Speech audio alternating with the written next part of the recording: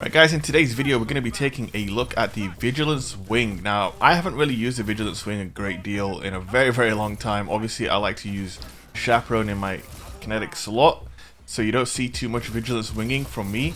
But as far as countering snipers go, I really do think this is the best bet that you could possibly go with in the current sandbox. We all know snipers and flinch is a very strange mechanic.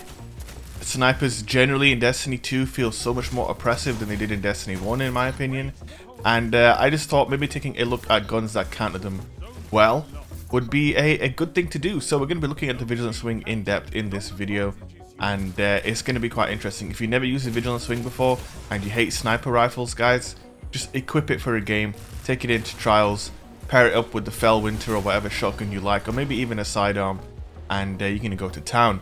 But before we get into the video, we have a quick word from today's sponsor. Guys, you've probably heard of Raid Shadow Legends by now, but let me tell you why. In terms of gameplay, it is the most complex and in-depth mobile game around.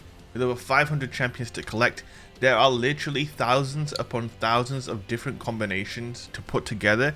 And speaking of champions, guys, I really want to bag myself an epic or legendary champion from one of these ancient shards. First up, we've got Valerie, and she is a rare champion, so I'm not really interested here.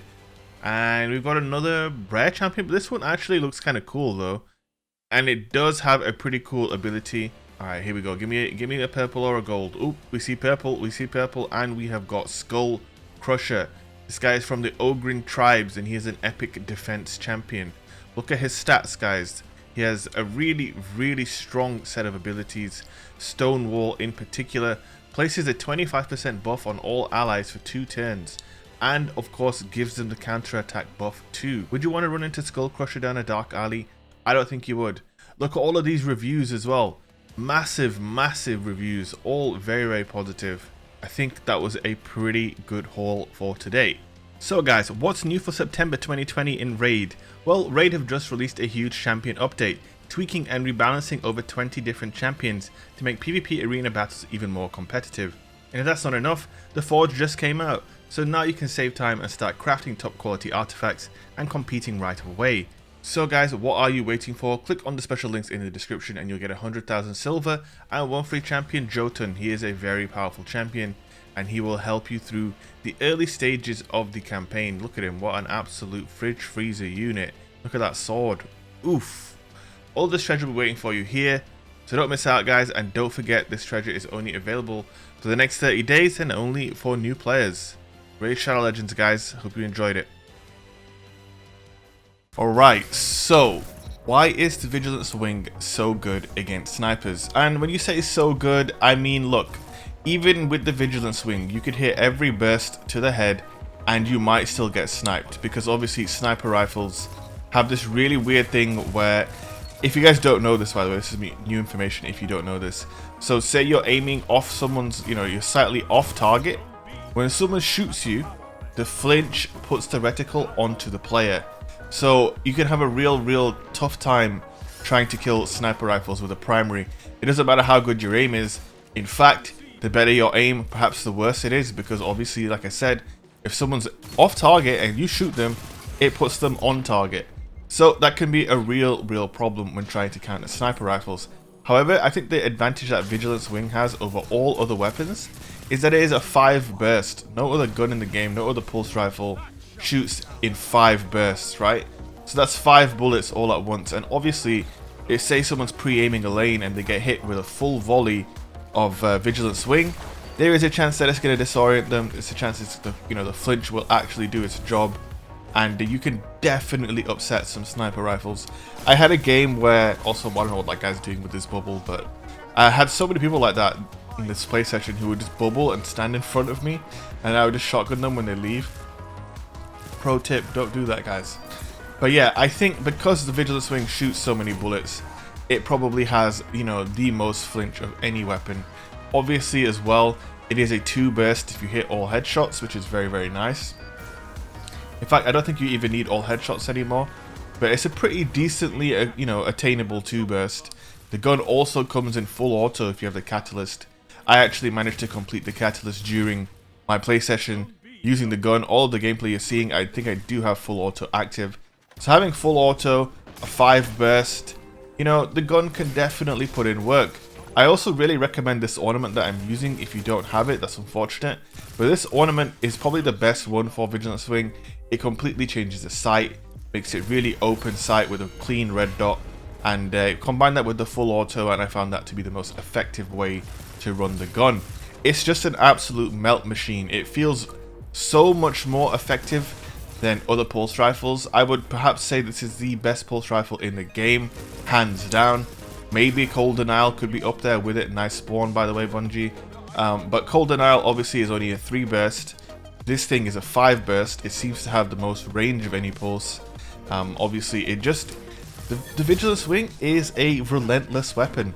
Now, obviously, I use the Chaperone a lot. So in trials, I've always been looking at weapons in the energy slot that could do decent against snipers. So I have that scat rifle that I like, the Motion to Compel. However, the big problem with that weapon is as soon as you're not in a long range engagement, you're in trouble basically. So if you take a mid-range engagement with a high impact scout rifle, you are going to lose to a auto rifle or a hand cannon basically. The pulse rifles, however, are kind of like a middle ground, especially this thing. This thing can melt people at range, but also it holds its own extremely well in medium range as well. The gun just absolutely slaps. It doesn't really matter what range you're at. Another thing to note about the Vigilance Wing is the hip fire is also very, very good. Combine that with the full auto and you have a weapon that is essentially good in all ranges. Obviously though, the Vigilance Wing is a little bit clunky. But like I said, good hip fire accuracy, full auto rate of fire means that it can actually hold its own. And on top of that, the aerial accuracy for the Vigilance Wing seems to be abnormally better than most of the pulse rifles. It's a very, very strong gun. One of the strongest kinetics in this current meta, by far.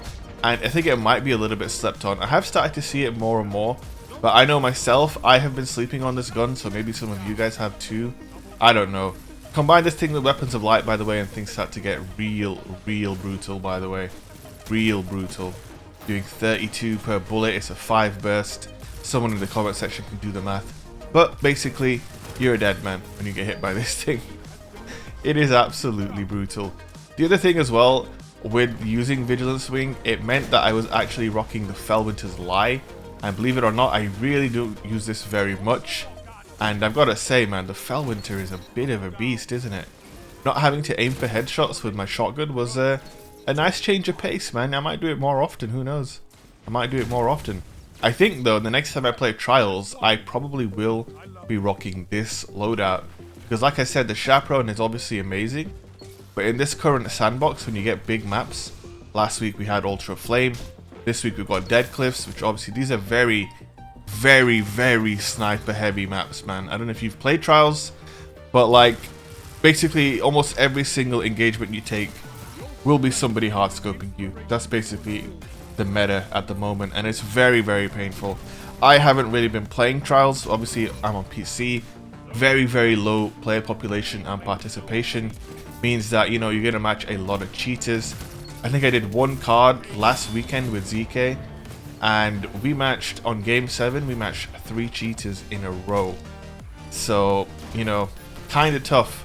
But if you're going to be out there braving Trials of Osiris and you don't like to snipe, and you're sick of being sniped all the time through flinch, Vigilance Wing might be the one for you if you haven't already tried it.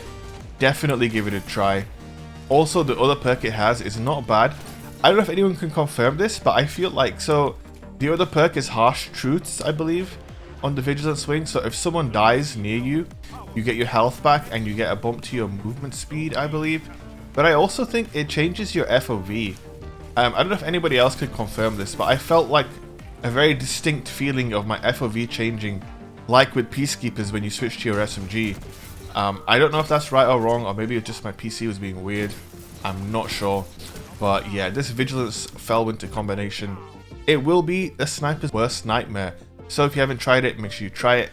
As always, hope you hit that like button and subscribe for more content. And I will see you guys in the next video. Peace.